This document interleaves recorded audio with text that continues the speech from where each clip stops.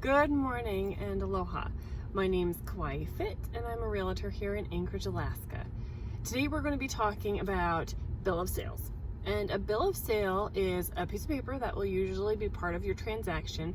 And the reason why we highly recommend a bill of sale is because you're going to be, as a buyer, you're going to be walking through a property and you're going to say, yep, this is it. I want to put an offer on this property.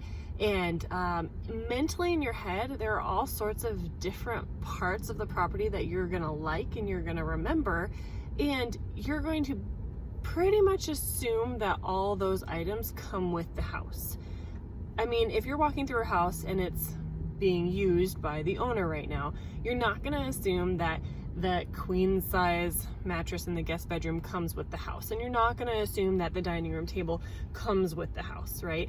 But if you do really like that dining room table, maybe the sellers don't want to pick that up and pack it out to, you know, the lower 48 or something like that. And maybe they were already planning on selling the table. So a bill of sale is actually a piece of paper that has all these different line items on it that say what else, you know, what of these items that you could possibly pick up and move out, what of these items in the house would you possibly like to keep as the buyer. So either the buyer can fill it out or the seller can fill it out. Typically the seller fills it out, but there have been plenty of transactions that I've done where the seller never filled one out. So then I have the buyer fill one out, because if the seller, you know, there are things like the washer and dryer. Maybe you assume the washer and dryer comes with the house, but if you haven't seen that on any documentation or on the bill of sale, if it doesn't say that the washer and dryer actually come with the house, then don't assume they come with the house.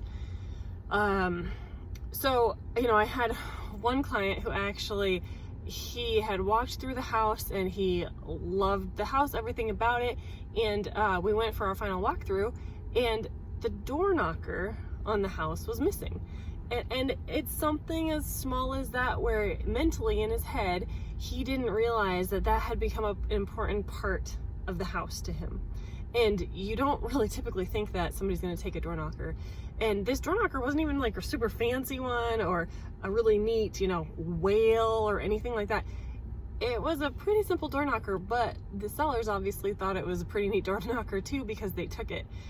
And so we had to figure that out, and that was kind of a last minute thing.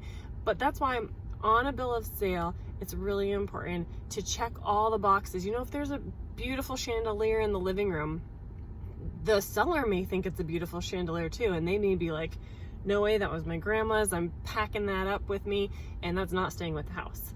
So we want everything super clear at the very beginning of the transaction. We don't want any surprises like that at the end of the transaction. All right, that's what a bill of sale is. If you have any questions, let me know. Again, it's Kauai Fitt, and if you like what you're seeing, please subscribe to my YouTube channel. All right, give me a call, email, text, whatever, if you have any other questions. Thanks.